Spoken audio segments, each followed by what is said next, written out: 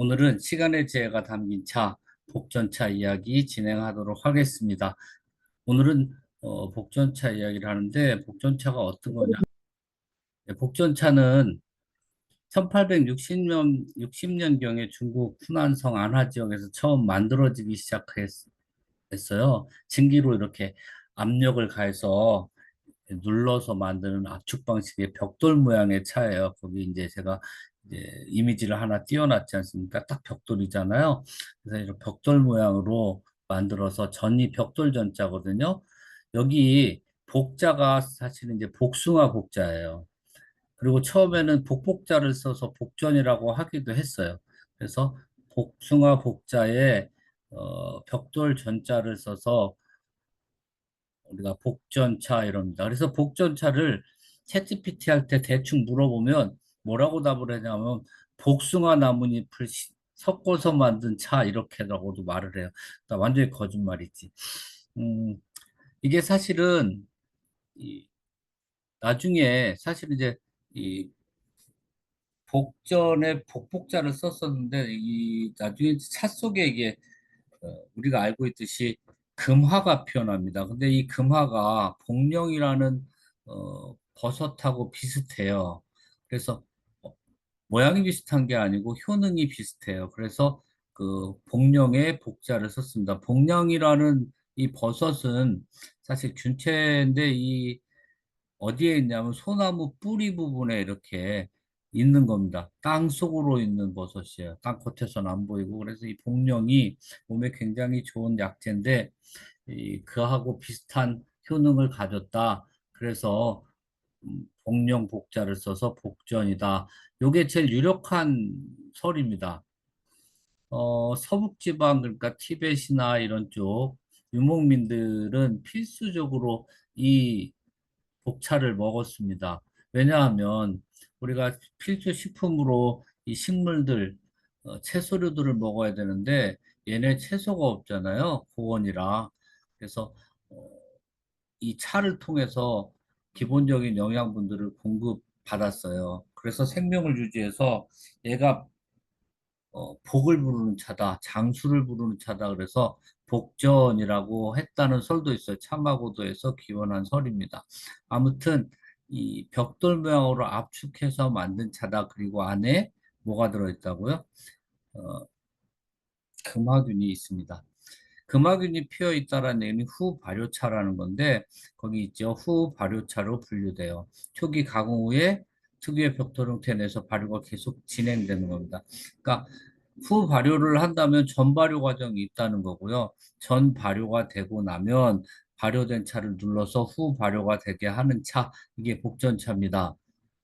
음, 발효의 종류에는 뭐 완전 발효라는 것도 있어요. 완전 발효는 홍차 같은 경우입니다.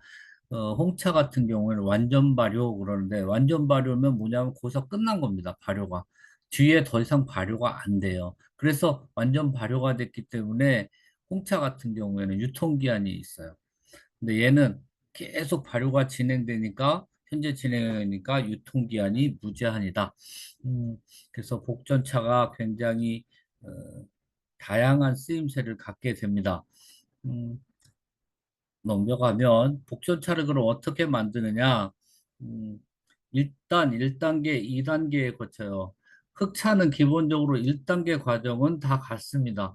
1단계 흑모차라는 걸 만들어요. 이 흑모차라는 게 만들어지면 그 흑모차를 가지고 선별해서 병배도 하고 해서 다양한 형태의 차를 만들게 됩니다. 흑모차는 그야말로 원료차라고 보시면 돼요. 이 원료차가 만들어지고 나면 이것을 압제하면 복전이 되기도 하고 또 순수하게 이파리만 또 모아서 압축하면 흑전이 되기도 하고 이거를 대나무 틀에 넣고 어, 또 압축을 하면 천량차가 되고 압축을 하지 않은 산차 형태로 하면 첨차가 됩니다. 그래서 흑모차가 일단은 주가 되고 그 흑모차가 제조가 되고 나면 2단계의 과정을 가게 돼요. 그럼 1단계 흑모차는 어떻게 만드느냐? 일단 거기 살청이라는 과정을 써놨는데 살청 전에 일단 찻잎을 따야겠죠? 찻잎을 따는 걸 채엽이라고 합니다. 한자로. 우리말로 찻잎 따기예요. 그래서 찻잎을 따요.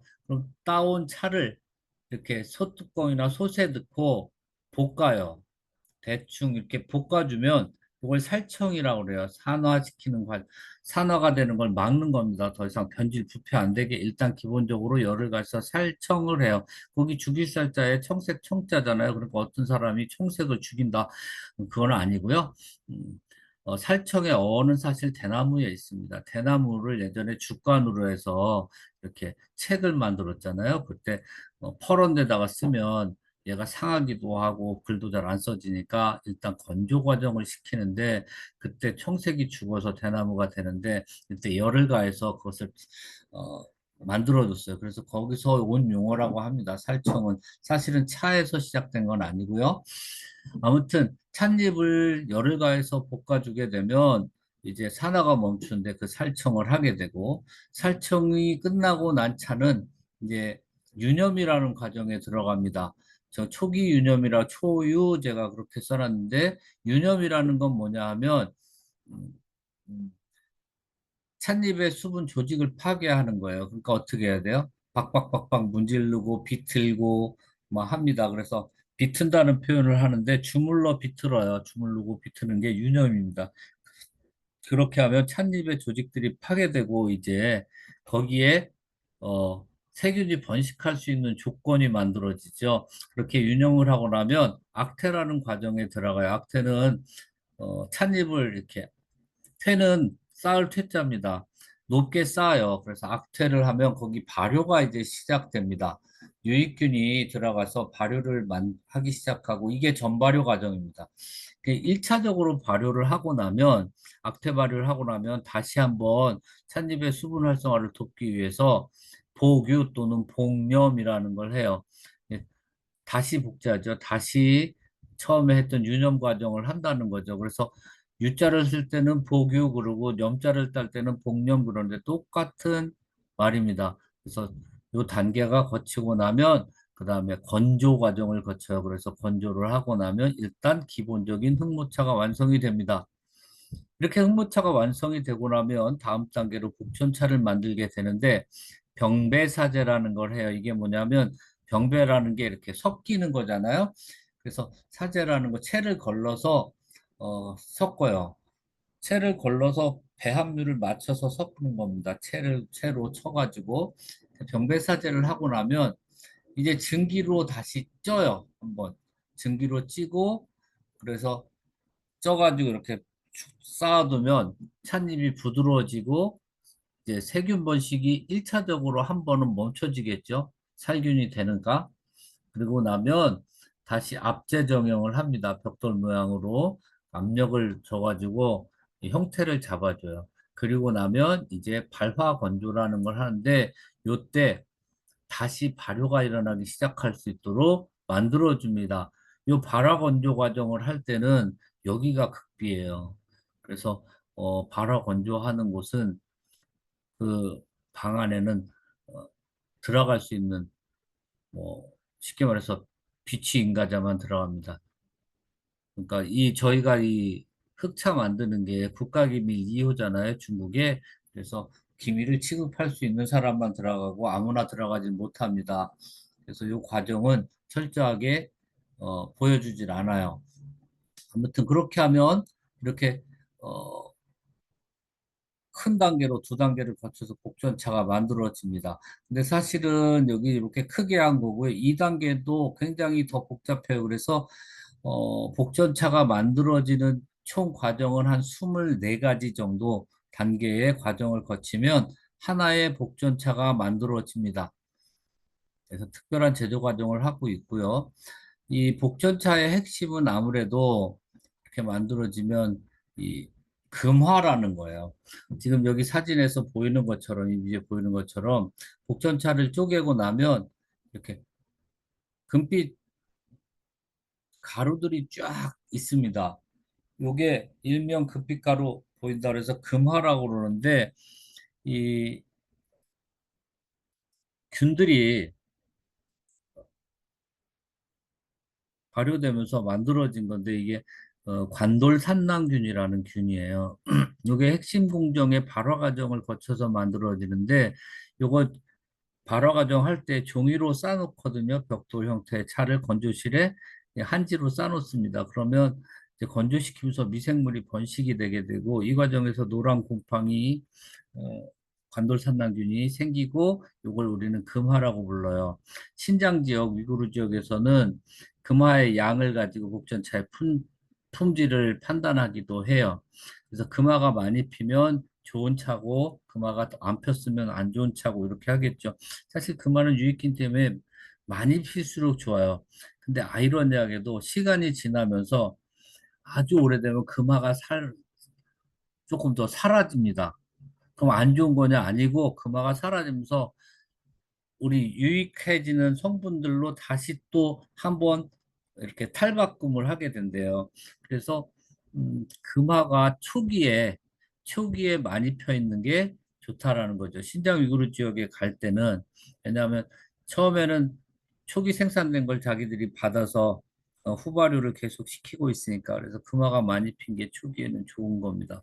그래서 금화는 한번 나중에 복전차를 해계가 뭐냐면 복전차 쪼개는 거거든요. 그래서 쪼개서 보시면 그런 기회가 있을 거예요. 왜냐하면 우리가 이 덩어리 복전차 큰 이 덩어리는 사실 가격이 만만치 않지 않습니까? 복전차 제일 싼 게 300만 원부터 정도 시작을 하니까 물론 더 싼 것도 있습니다. 근데 이거 급이 떨어지고 그래도 괜찮다 하는 거는 거기서부터 시작이 돼서 500만 원, 600만 원 막 하니까 근데 여기 저희가 지금 자이로 춘추 같은 경우에 복전차인데 그것을 소분한 거예요.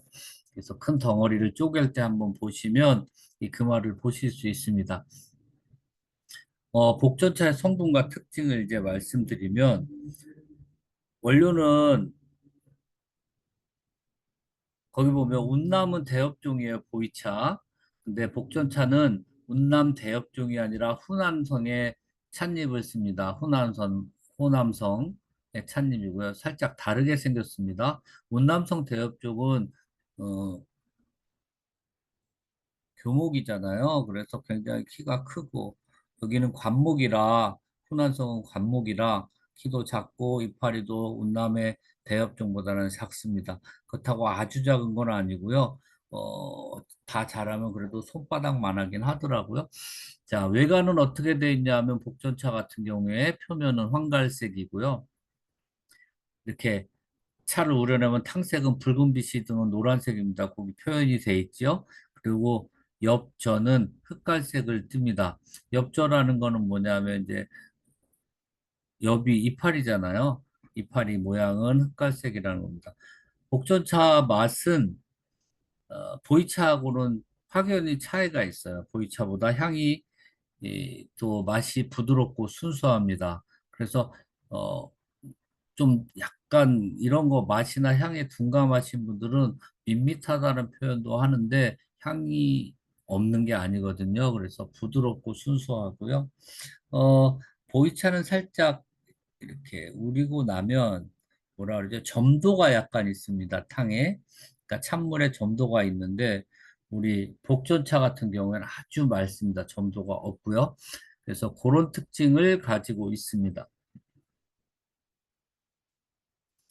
그러면 이 복전차가 우리 건강에 어떤 효능이 있는가 한번 살펴볼게요. 복전차에는 다양한 성분들이 들어있는데 이 다양한 성분들이 우리 건강에 굉장히 좋은 역할을 하고 있어요. 뭐 성분 여러 가지가 있습니다. 필수 아미노산에 들어가는 테아닌도 있고, 테알루비긴도 있고, 뭐, 여러 가지가 있는데, 당연히 비타민도 있고, 다양한, 어, 미네랄들이 들어있는데, 그 중에도 제일 핵심은 좀 전에 말씀드린 금화균이에요. 아무튼, 그런 아이들이 복전에 있어서 건강 효능을 하는데, 일단 첫 번째로 건강 효능은 소화기 건강하고 장내 미생물을 조정해 주는 겁니다. 어, 복선차는 소화기 건강을 증진시키고 장내 미생물 균형을 조절하는 데 도움을 주고 있습니다. 그리고 대사 건강 체중 관리에도 도움이 되고 있어요. 복전차는 대사 과정을 개선하고 체중 관리에 도움이 될 수 있습니다. 음, 그리고 간 보호, 비알코올성 지방간 질환을 완화해줘요. 요거는 논문들에 다 밝혀져 있고요. 나중에 차곡차곡 제가 이것들에 대해서 논문에 자료들을 근거로 해서 데이터를 근거로 한번 또 말씀을 드릴 거예요. 그리고 또 다른 게 뭐가 있냐, 심혈관 건강에 좋습니다. 이 지방질 분해를 해주기 때문에 지방 저하고 혈압을 조절해주기 때문에 혈중 지질 수치 낮추고 혈압 조절해서 심혈관 건강에 이바지합니다. 그리고 항산화민 노화 방지 특성이 있어요. 요거 함유된 물질들이 항산화 성분이라 노화 방지되고 있습니다. 복전차에는 면역 체계를 강화하고 항종양, 항암의 가능성이 있다고 다양한 논문에서 지금 발표가 되고 있고 최종에 올해 발표된 거에도 그 항암과 항종양에 대한 어, 논문이 있었습니다. 음, 그리고 혈당 조절하고요. 항균, 항염증 효과를 제공해 줍니다. 굉장히 다양한 건강 효능이 있죠. 이렇게 보면 뭐 차가 만병통치약이냐 이렇게 하실 수 있어요. 약은 아니지만 약과 더불어서 우리가 건강 증진에 보조적 역할을 하는데 충분히 의미가 있는 결과들을 보인다라는 거죠. 그래서 의학 전문 잡지 같은 경우에도 요즘 복전차의 효능들이 나오고 있습니다. 다음은 이제 그런 효능들이 있다는 걸 아시고요. 그럼 이제 어떻게 먹는 게 좋냐? 자차법이라고 이건 끓여 마시는 복전차는 끓였을 때 가장 좋습니다. 차의 깊고 진한 맛과 향이 온전히 다 느껴질 수 있기 때문에 끓이는 게 가장 좋아요. 좋은 성분들이 끓였을 때 가장 잘 우러납니다. 근데 어, 그렇게 아니어도 포차법이라고 우리가 그냥 우려 먹기도 해요. 그래서 두 가지 다 방법. 차추전자나 개완에 넣고 찻잎 넣고 뜨거운 물 부어서 우려 마시는 방법을 포차법이라고 그래요. 근데 자차든 포차든 어, 다 좋습니다. 근데 우리가 어, 좀 더 이렇게 사실은 복전차는 세차할 필요는 없지만 저희가 아까 증기로 하기 때문에 세차할 일은 없어요. 근데 어, 찻잎이 빨리 풀어지게 하기 위해서 그리고 조금이라도 미세한 불순물이 좀 의심이 될 때는 한번 이렇게 살짝 3초, 2, 3초 정도 뜨거운 물에 살짝 해서 불순물 제거하는 세차를 하셔도 괜찮습니다. 근데 굳이 세차를 안 하셔도 돼요. 그래서 복전차는 이런 식으로 우려 먹 드시면 되고요. 그럼 복전차를 어떻게 보관하느냐? 어, 발효차는 계속 발효가 되거든요. 보관이 어렵지 않아요. 그냥 특별히 신경을 안 써도 상온에 이렇게 보관을 하시고 대신 통풍이 잘 되는 곳에 두시면 되고요. 잡냄새 없는 곳에 있으면 됩니다. 통풍 잘 되는 서늘한 곳에서 그냥 원래 포장재 그대로 두시는 게 제일 좋고요. 아, 포장재가 너무 찢어졌어. 그러면 이렇게 저장하는 용기에다가 넣으시면 되는데 너무 밀폐를 안 하셔도 돼요. 그래서 살짝 우리나라 항아리 같은 경우가 좋더라고요. 장기 보관할 때 특별한 주의 안 해도 오랫동안 맛과 품질 유지되고요. 오래되면 될수록 더 좋은 차가 우리 복전차입니다. 그래서 오늘은 이렇게 짧게 복전차에 대해서 말씀을 드렸고요. 다음 시간에는 제가 이제 흑전차, 전차가 세 개가 있어요. 우리 복전차, 흑전차, 화전차 이렇게 있는데 그 중에 다음 시간에는 이제 흑전차에 대해서 또 말씀을 드리도록 하겠습니다. 오늘은 여기까지 하고요. 같이 해주신 분들 감사드리고 수고하셨습니다.